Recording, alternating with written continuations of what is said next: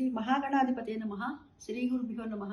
Dial news జై హిందూ ప్రేక్షకులకు అనేక నమస్సులు. ముందుగా రాఖీ పండగ, రక్షాబంధన శుభాకాంక్షలు.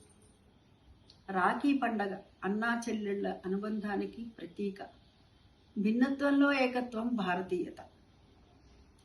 అన్ని ప్రాంతాల వారు కూడా చేసుకుంటారు ఈ పండగ. ఉత్తరాదిన ఎక్కువగా ప్రాచుర్యంలో ఉంది. కానీ నేడు మనం గమనించినట్లయితే మన తెలుగు రాష్ట్రాలలో కూడాను మనం అందరం కూడా జరుపుకుంటూ ఉన్నాము. అన్న కానీ తమ్ముడు కానీ బాగుండాలి అని చెప్పి ఉద్దేశంతో అక్కా చెల్లెళ్ళు రక్ష కడతారు. నీకు నేనున్నాను అని చెప్పడానికి సంకేతంగా కడుతూ ఏన బంధో బలీరాజా దానవేంద్రో మహాబల తేన బద్ధామి రక్ష మాచల అని చెప్పి అంటూ కడతారు. అదేవిధంగా అక్కగారికి కానీ చెల్లెలికి కానీ ఆ అన్న తమ్ముడు బహుమతులు ఇస్తూ ఉంటారు. అయితే ఇది ఎప్పుడు వస్తుంది అని అంటే శ్రావణ మాసంలో పౌర్ణమి రోజున వస్తుంది. ఈసారి రాఖీ పౌర్ణమి గురించి అనేక సందేహాలు ఉన్నాయి. ఎందుకని అంటే చంద్రగ్రహణం ఉన్నది అని చెప్పి చాలా మంది చెప్తూ ఉన్నారు. అసలు చంద్రగ్రహణం ఉన్నదా లేదా, అదేవిధంగా ఈ రాఖీ పౌర్ణమి ఏ సమయంలో కట్టుకోవాలి అంటే రాఖీ పౌర్ణమి రోజున రాఖీ ఏ సమయంలో కట్టుకోవాలి, అసలు కట్టుకోవాలా కట్టుకోకూడదా, ఇలాంటి సందేహాలు అనేక మనకి కలుగుతూ ఉన్నాయి. చాలా మంది నన్ను అడుగుతూ ఉన్నారు. ఈ రాఖీ పౌర్ణమి రోజున అన్నకు కానీ తమ్ముడికి కానీ అక్కా చెల్లెళ్ళు నిరాక్షేపణగా రక్షాబంధనం రాఖీ అనేటటువంటిది కట్టుకోవచ్చు. ఎలాంటి సందేహము లేదు.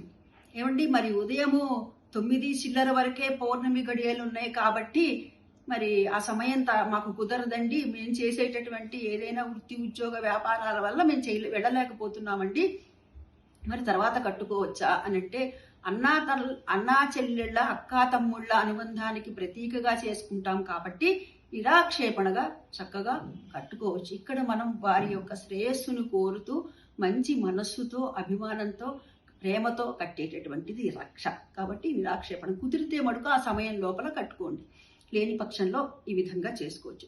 మరి 2వ వారం వరలక్ష్మి వ్రతం చేసుకోలేదండి, మరి ఈ వారం చేసుకోవచ్చా అని అంటే గనక ఉదయాన్నే లేచి సాధ్యమైనంత త్వరగా ఈ వరలక్ష్మి వ్రతం అనేటటువంటిది చేసుకోవచ్చు. ఏమండి ఈ వారం కూడా మాకు కుదరట్లేదండి కాబట్టి 4వ వారం చేసుకోవచ్చా అని అంటే చక్కగా చేసుకోవచ్చు.